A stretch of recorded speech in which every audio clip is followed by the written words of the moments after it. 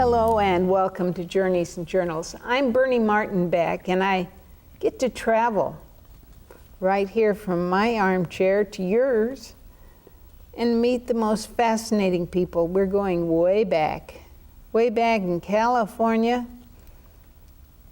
Well, why don't I let our guest tell you? Meet Bonnie. Bonnie, your last name is? Crocker.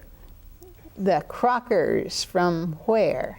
Well, we've been from California. I grew up in Mount Shasta, and my husband in Dunsmuir, and we lived there all of our childhood. And then when we got married, we moved to Central Point, Oregon, and my husband got a job in Cave Junction, and he taught school in Cave Junction for 22 years. Oh, he had really agreed with him. Yeah. Huh? Now, in Central Point, was he in the old high school, that beautiful old building? No, he didn't start teaching until he got to Cave Junction in Illinois Valley. Yeah. Now, you have done so much research, but somebody in your family put this book together. Yes, it was my cousins, 2 cousins. It's a great, huge book, but right here is your family crest. Mm-hmm. Where is your family from? Well, this part of the family came from England. In fact, they came over on the Mayflower. My mother told me that her family came over on the Mayflower, that her dad told her that, and that his dad told him that. And then they have proof in the book. It tells about them coming over. Oh, man. Now, which generation is this guy? Well, this one is my great-great-great-grandfather, and that's his dad. Oh, boy, you got four greats.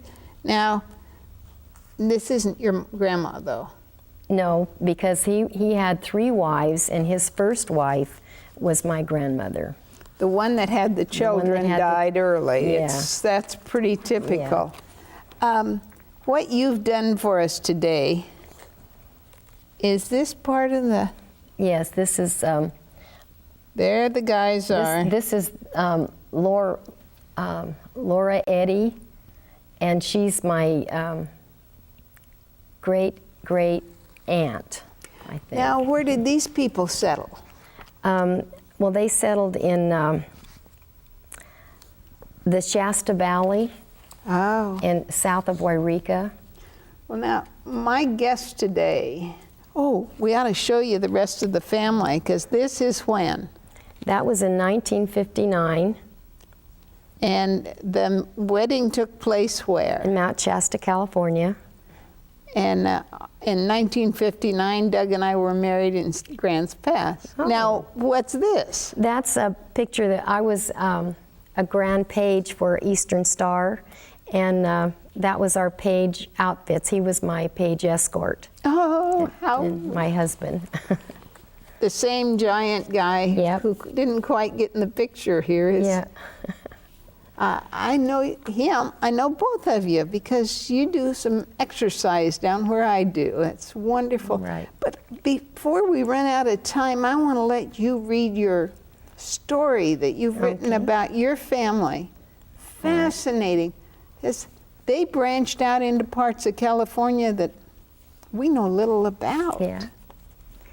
Okay, well, the first record of Stones, that they lived in England, and Walter Adde Stone was born in 1285 during the reign of King Edward. And William Adde Stone is the earliest member of the family found located in Ardeleigh, London. He lived 1365 to 1430.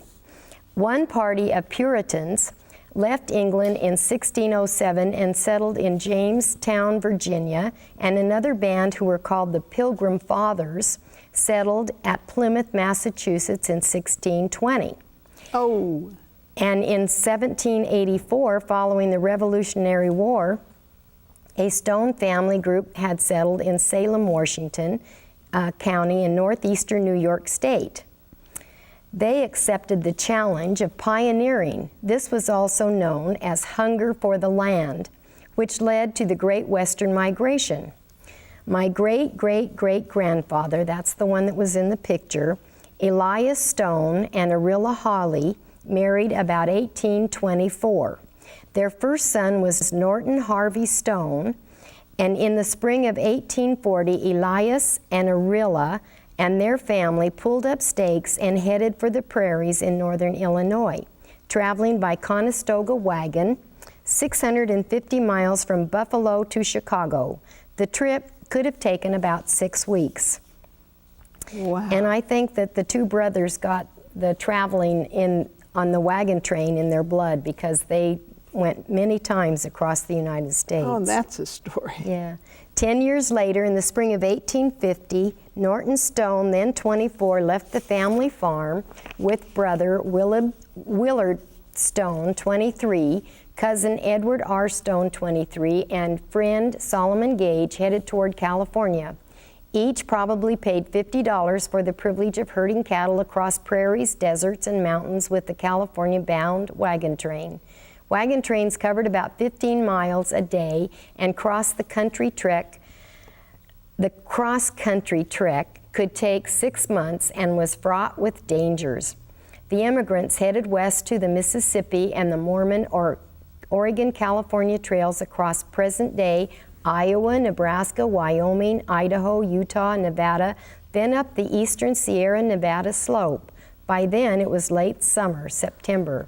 They had no time to waste. They had to be over the summit before the first snow flew.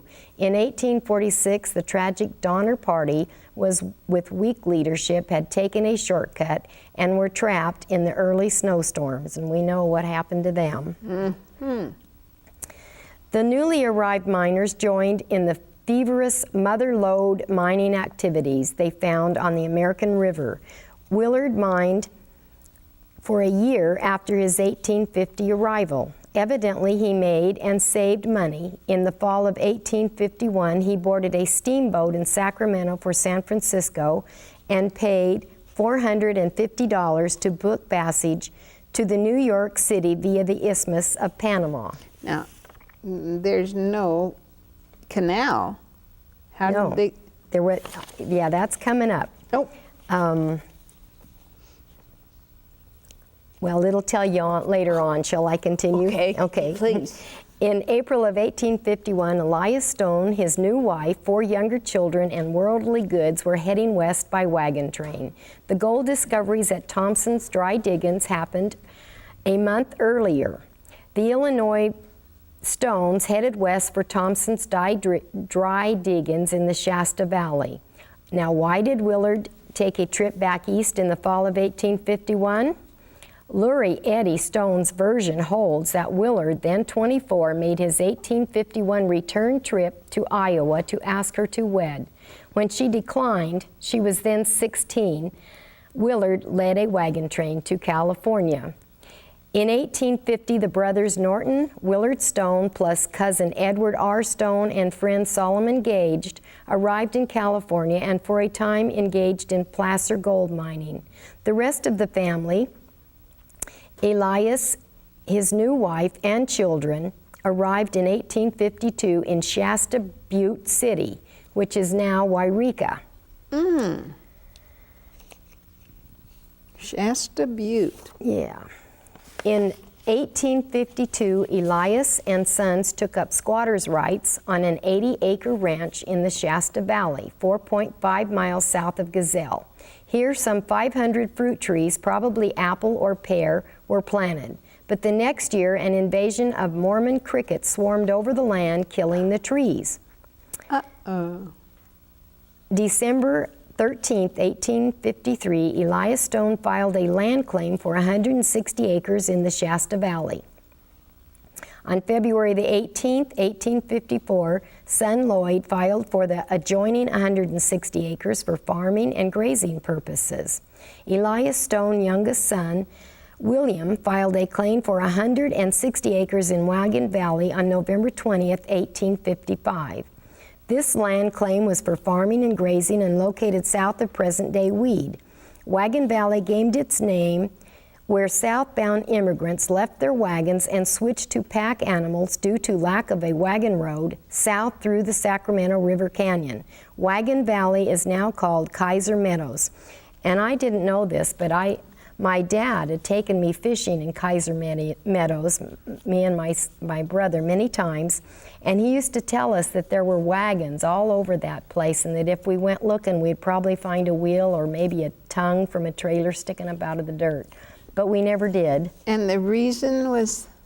Because they couldn't take their wagons with them because it was through the canyon. There's a box canyon there, and right out of Mount Shasta, now the town of Mount Shasta, and it was just really, they couldn't take any wagons. They could take all the stuff on the backs of their animals, their horses, and so it was pack great animals. Places for treasure hunters. Yes. In your dad's era. What's your dad's name? Clifford Neptune. Yes. Okay, this tells about their trip back and forth now. The Stone brothers, cousin Edward R. Stone and friend Solomon Gage, first crossed the plains in 1850, but they left Belvidere, Illinois. They paid to accompany a wagon train as drovers. Norton Stone's obituary cites his two crossings of the plain as 1851 and 1854. Willard Stone crossed the plains east to west in 1850, 1852, and 1854. According to family history, Willard first crossed the plains herding cattle for an immigrant train, walking almost all the way. Family history has it that Willard's 1851 trip back east was by the way of the Isthmus of the Panama. The 1854 return trip by Norton, Willard, and Solomon Gage was via Nicaragua, which took less time and was safer. These back east trips were costly and could take as little as 25 days. After arrival in Central America, it was 12 miles overland by coach, then by boat across Lake Nicaragua and down the San Juan River to the Caribbean coast. Once there, they boarded a steamship for New Orleans or New York. From New Orleans, they would go upriver by steamboat to either Iowa or on to Chicago. Excuse me. Right up the Mississippi and, okay. Yeah, they headed to New York. And then this tells about their trip going across with their new brides. Uh-huh. At last, everyone was assembled, stowed, and ready to go, except for some I-do commitments. So the Stone brothers and the Eddy sisters married in March of 1854. The brothers married the sisters. Norton, 28, and Mary Alma Eddy were married on Wednesday, March the 13th. Some 17 days later, Willard Stone and 26 and Lurie Cadelia Eddy, 18, were married on Thursday, March 30th, 1854. Willard went to Peoria, Illinois, where a train of 12 wagons was being fitted up for the trip across the plains. There, Mr. Stone was married, and soon after, he and his bride joined the train, crossing the plains with an oxen team and covered wagon. The sisters' older brother, Nelson Harvey Eddy, 24, married Olive Louisa Paddock on Monday, March the 27th, and they too joined the company. Oh man, this sounds like a family reunion. Yeah. Coming west. Right. The New Lebanon Company consisted of 22 persons, all between 18 and 28 years of age. 5 of the couples were newlyweds: Norton and Mary Eddy Stone, Willard and Lurie Eddy Stone, Nelson and Olive Paddock Eddy Stone, Solomon, no, it's not Paddock Eddy, her name was Eddy, not Stone, I got carried away.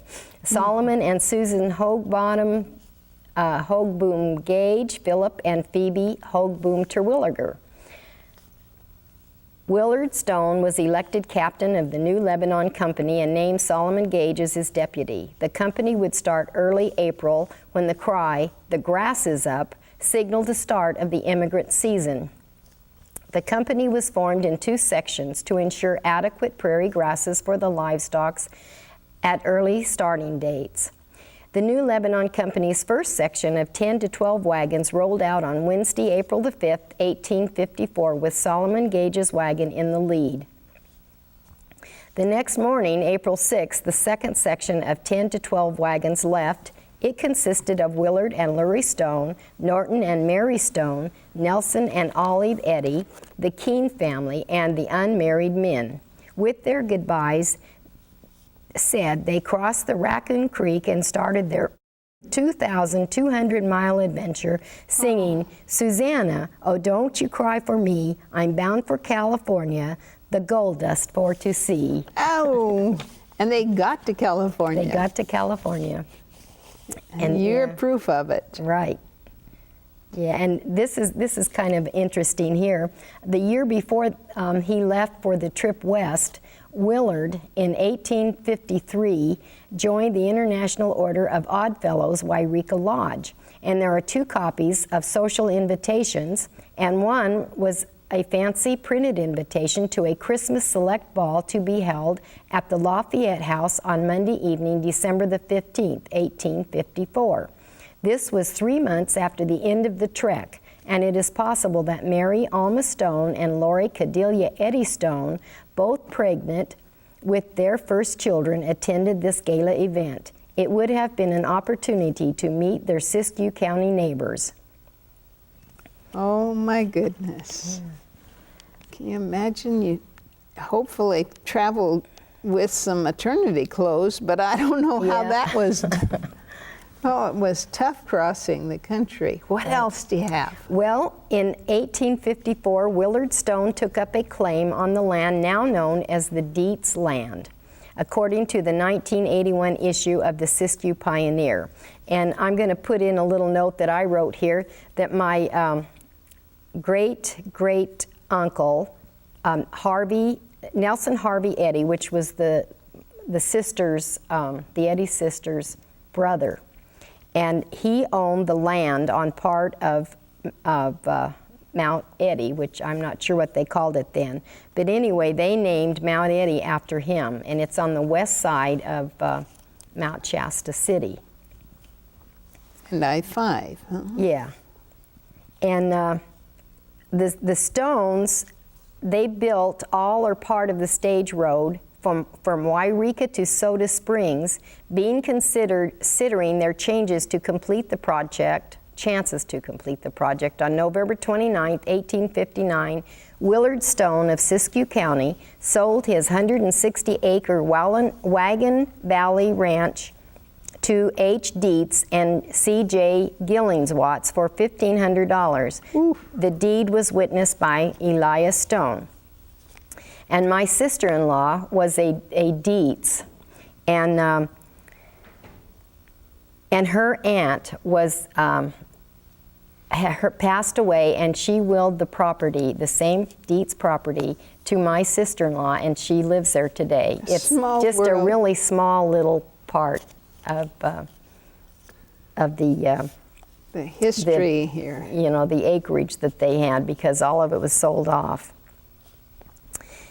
And they decided to build this highway, and it's really quite a feat. It's where I-5 is now, and it went all the way up from, I forgot where it was called. Soda Springs, Pitt River Turnpike is what they called it. And anyway, December 1859, well, I think I read that. Oh, Willard Stone left in a blizzard after Christmas and traveled some 250 miles to Sacramento. His journey took 2 weeks. He rode horseback the 135 miles to Red Bluff, then took passage on a steam packet to Sacramento. Oof. Willard returned mid-January 1860, and they were able to get all the papers they needed to build this turnpike.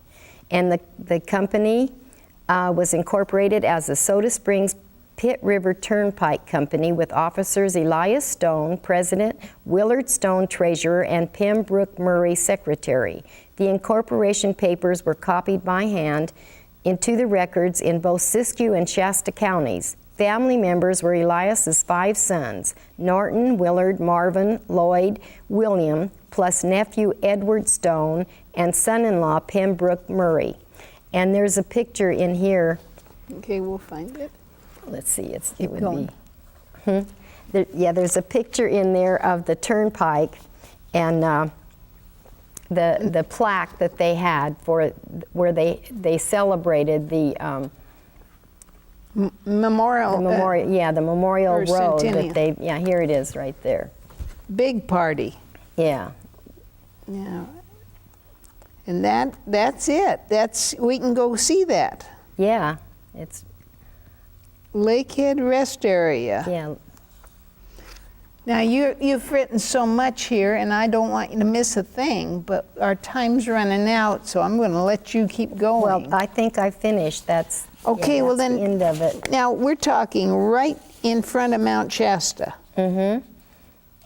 These are. I think this down here was the land where some of them had settled when they first got here.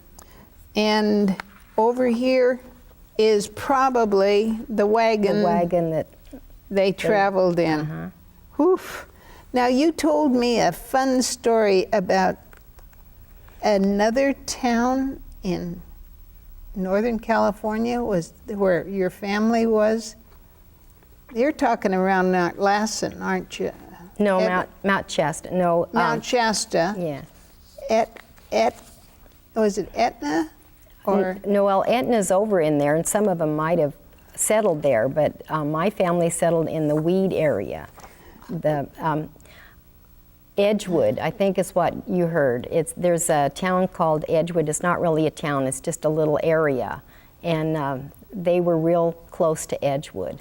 now, where do you get together as a family, reunions and such? Well, the family that aren't the Stones anymore, they get together for family reunions all the time. Where do they do? They're the Nash family. My